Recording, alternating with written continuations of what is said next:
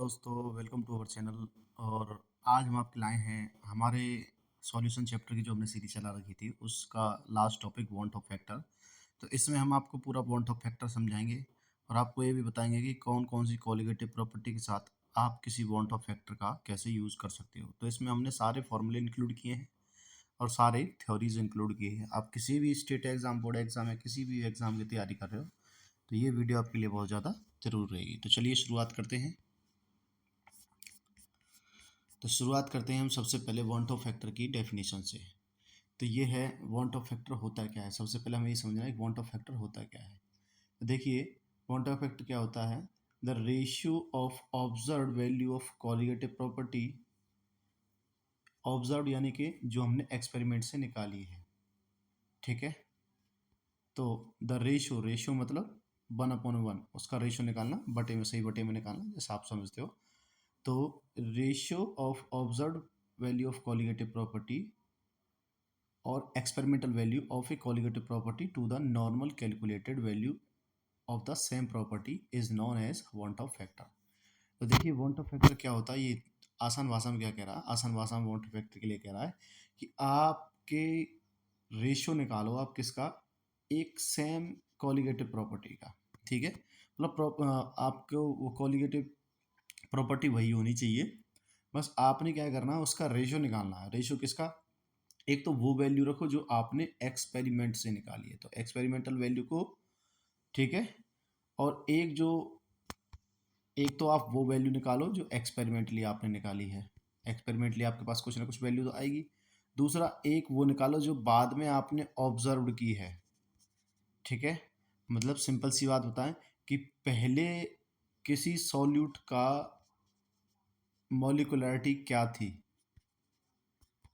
किसी सॉल्यूशन के अंदर जाने से पहले, और उसके बाद उस सॉल्यूट की मॉलिक्यूलरिटी क्या बनी इन द सॉल्यूशन। तो सिंपल सी बात ये है कि जो आपने पहले, मान के चलिए कि आपने सोचा कि आपने जो सॉल्यूट लिया है उसके अंदर 10 ग्राम जो है मॉलिक्यूल्स लिया है, अपने 10 नंबर ऑफ मोल्स, आप ऐसा समझिए कि आपने 10 नंबर ऑफ मोल्स मॉलिक्यूल लिए, और वो आफ्टर द सॉल्यूशन में मिलाने के बाद वो आप ये चेक करो क्या सॉल्यूशन में मिलाने के बाद भी वो 10 मोल बचे हुए हैं। मतलब वो शुरुआत में तो 10 मोल थे, लेकिन क्या सॉल्यूशन में मिलाने के बाद भी वो 10 मोल बचे हुए हैं? नहीं बचे हुए। तो मतलब ये हमारे पास ऑब्जर्व वैल्यू थी, हमारे पास एक्सपेरिमेंटल वैल्यू आई। तो वांट वेक्टर क्या होता है? ये बस रेशियो होता है ऑब्जर्व वैल्यू का, ऑब्जर्व कॉलिगेटिव प्रॉपर्टी का और एक्सपेरिमेंटल कॉलिगेटिव प्रॉपर्टी का, ठीक है। तो किसका? ऑब्जर्व कॉलिगेटिव प्रॉपर्टी का और एक्सपेरिमेंटल का। तो चलिए अब इसका फॉर्मूला बना लेते हैं। तो देखिए, वांट ऑफ फैक्टर यानी कि आई क्या है? आई ये है कि जो आपने ऑब्जर्व कॉलिगेटिव प्रॉपर्टी उठाई है वो, और जो आपने थ्योरेटिकल वैल्यू उठाई है वो, उन दोनों को क्या कर दो, आप डिवाइड कर दो, ठीक है। जो आपने थ्योरेटिकल या पर एक्सपेरिमेंटल वैल्यू निकाली है वो, उसको डिवाइड नीचे रखो, और जो ऑब्जर्व कॉलिगेटिव प्रॉपर्टी निकाली है उसको ऊपर रखो। तो ये वांट ऑफ फैक्टर का फॉर्मूला बन जाएगा। तो आई बराबर होता है ऑब्जर्व कॉलिगेटिव प्रॉपर्टी अपॉन में theoretical value of colligative property. अब since colligative property are inversely proportional to the molecular mass, अब हमें पता है कि जो कॉलिगेटिव प्रॉपर्टी है वो मॉलिक्यूलर मास के इनवर्सली प्रोपोर्शनल रहेगी। मतलब अगर मॉलिक्यूलर मास बढ़ेगा तो कॉलिगेटिव प्रॉपर्टी घटेगी, और अगर कॉलिगेटिव प्रॉपर्टी बढ़ेगी तो मॉलिक्यूलर मास घटेगा। तो इनवर्स रिलेशन होती है। तो उसके हिसाब से हमने वांट ऑफ फैक्टर का दूसरा एक नया फॉर्मूला बनाया है, आई। आई बराबर क्या होता है कि जो हमारा कैलकुलेटेड मॉलिक्यूलर मास है और उसके बाद क्या है हमारा ऑब्जर्व मॉलिक्यूलर मास। मतलब जो हमने अब मॉलिक्यूलर मास पहले डाला था और बाद में ऑब्जर्व मतलब डालते समय जो था, और कैलकुलेटर मतलब जो हमने उसका एक्सपेरिमेंट के दौरान निकाला है वो वाला।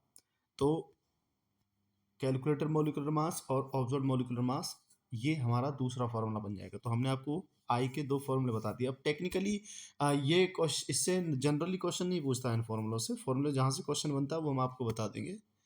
तो जनरली क्वेश्चन यहाँ से नहीं पूछता, बस वो आपसे जब थ्योरी लिखोगे, आप किसी बोर्ड एग्जाम्स में रिटन करोगे, अपने एग्जाम्स में किसी टेस्ट वगैरह में, तब आपको इसकी ज़रूरत पड़ेगी, ठीक है। तो चलिए आगे चलते हैं। आगे अब हमारे पास कुछ प्रॉपर्टीज़ हैं। अब सिंपल सी बात है भाई, किसी के वांट ऑफ फैक्टर यानी किसी के एक्चुअल वैल्यू में कोई कमी आ रही है, तो मतलब कुछ चेंज आ रहा है, तो इसका मतलब ये है कि सर उसकी वैल्यूज़ में, उसकी प्रॉपर्टीज़ में कहीं ना कोई टेंशन रही होगी, तो उसकी जो प्रॉपर्टीज़ हैं हमारे पास वो किस हिसाब से चेंज होंगी।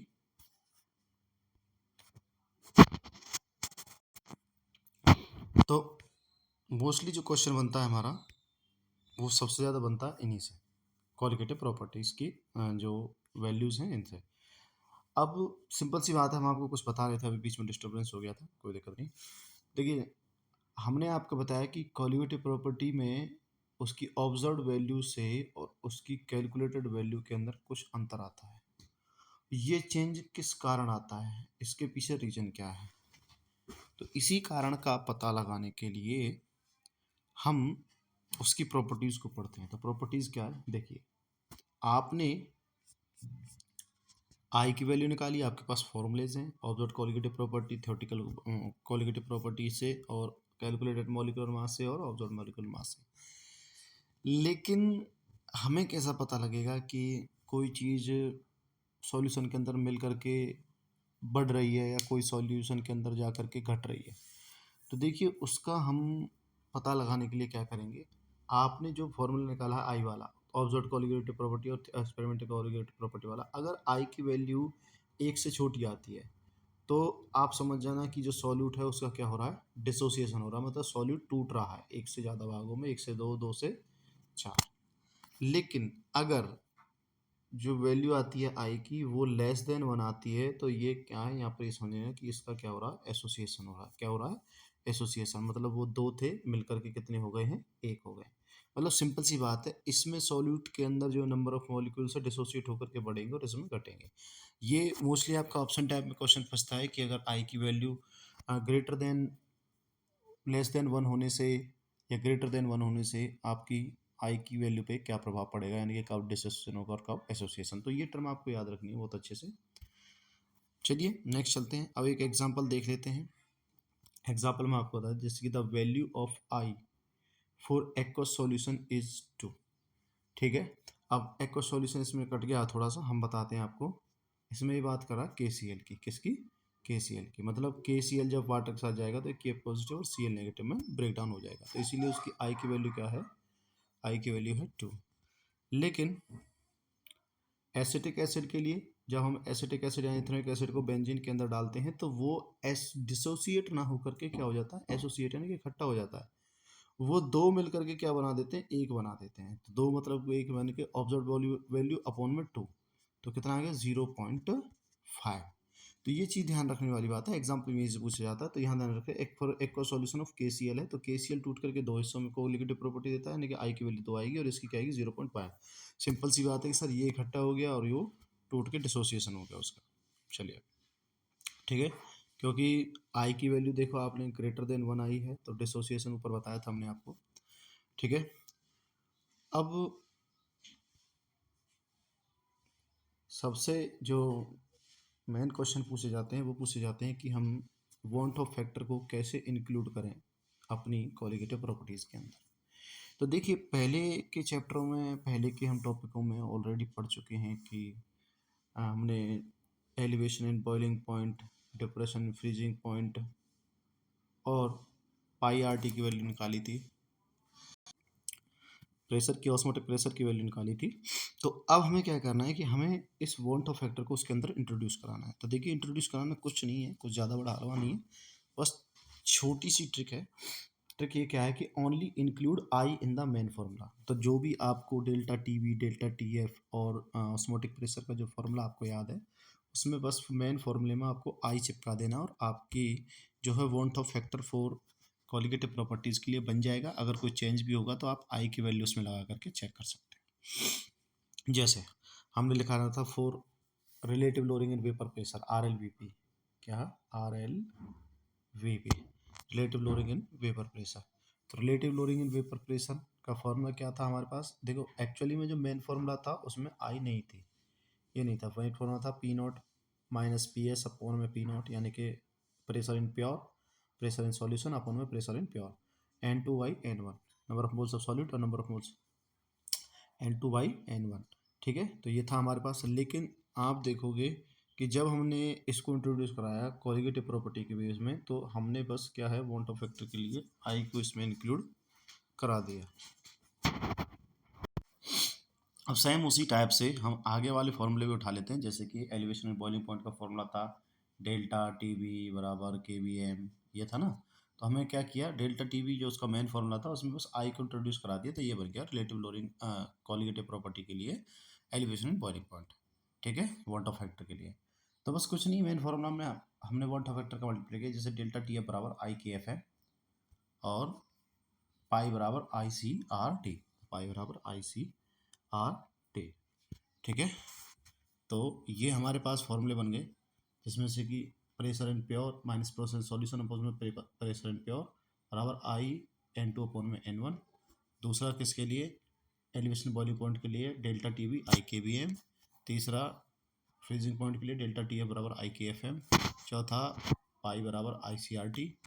और अब हम बात करते हैं, तो देखिए ये हमारे फॉर्मूले हो चुके हैं, बस कुछ नहीं है, आई की वैल्यू निकालो, आई की वैल्यू आपको देख रखेगा। अगर देखिए अगर वो से रिलेटेड आपको अगर एग्जाम में कोई भी आपको न्यूमेरिकल देता, हालांकि हम न्यूमेरिकल कराएंगे आपको बाद में कराएंगे, लेकिन अगर वो आपको कोई न्यूमेरिकल देता तो कुछ नहीं देता, वो आपको सारी चीज़ें दे करके रखेगा। वो एवन आपको आई की वैल्यू भी दे करके रखेगा। अगर आई की वैल्यू नहीं देकर देख रखेगा तो वो डेल्टा टी बी की के बी एम की वैल्यू देख रखेगा और आई की पूछ सकता है। मतलब घबराने की जैसी कोई इसमें बात है ही नहीं, बस आपने आई की वैल्यू जो एग्जाम उसके अंदर मिलती है तो वो आपने पुट कर देनी है। पुट करने के बाद फिर फॉर्मूले, फॉर्मूला हमारे नॉर्मल है ही, जो हमारे मेन फॉर्मूले हैं उसी के अंदर हमने आई का इंट्रोडक्शन करवाया है। अब बात करते हैं हम एब नॉर्मल मोलिकुलर मास। अब ये एब नॉर्मल मोलिकुलर मास क्या होता है, देखिए मतलब नॉर्मल नहीं है। देखिए तो क्या है, when the molecular mass of a substance, जब किसी सबस्टांस का molecular mass determined by the study of any colligative properties comes out to be different from that the theoretical expected value. तो एबनॉर्मल मॉलिक्यूलर मास क्या है कि जब आपने किसी सबस्टांस की प्रॉपर्टीज को पढ़ रहे हो, किसी कोलिगेटिव प्रॉपर्टी को, तो वो आप देखते हो कि वो डिफरेंट आ रही है। क्या आ रही है, डिफरेंट आ रही है थ्योरेटिकल एक्सपेक्टेड वैल्यू से। ठीक है, मतलब आपने देखा कुछ था लेकिन मास एक्चुअली में आपको कुछ और मिला, तो उसी को हम क्या कहते हैं, एबनॉर्मल मॉलिक्यूलर मास। अब एबनॉर्मल मॉलिक्यूलर मास कब बनेगा आपको पता है, या तो कोई चीज़, कोई सॉल्यूट सॉल्यूशन के अंदर मिलकर के डिसोसिएट हो रहा है, टूट रहा हो, या फिर कोई सॉल्यूट कैसा हो हमारा, नॉन आइडियल हो, मतलब रॉड्स लॉ को फॉलो ना करता हो। तो दो ही चीज़ है एब्नॉर्मल मोलिकुलर मास। क्या होता है कि सर जो हमारा सबस्टांस का जो कोलिगेटिव प्रॉपर्टी से जो हमने मास निकाला है, अगर वो हमारा एक्सपेरिमेंटल यानी कि थ्योरेटिकल वैल्यू से अलग आता है तो उसी को हम कहते हैं एबनॉर्मल मोलिकुलर मास। और एबनॉर्मल मोलिकुलर मास हमारे दो तरीके से हम पता कर सकते हैं। अगर हमें पता चलेगा कि अगर एबनॉर्मल मोलिकुलर मास आ रहा है या नहीं आ रहा, तो उसके लिए हम क्या कर सकते हैं, अगर सॉल्यूट टूटता है या एसोसिएट होता है तो 100% एबनॉर्मल मोलिकुलर मास आएगा, शो करेगा। और दूसरा, अगर सॉल्यूट हमारा नॉन आइडियल है तब भी एबनॉर्मल मोलिकुलर मास शो करेगा 110%। तो आज की वीडियो में इतना ही। अगर आपको वीडियो अच्छी लगी है तो वीडियो को लाइक करें, चैनल को सब्सक्राइब करें। Thank you.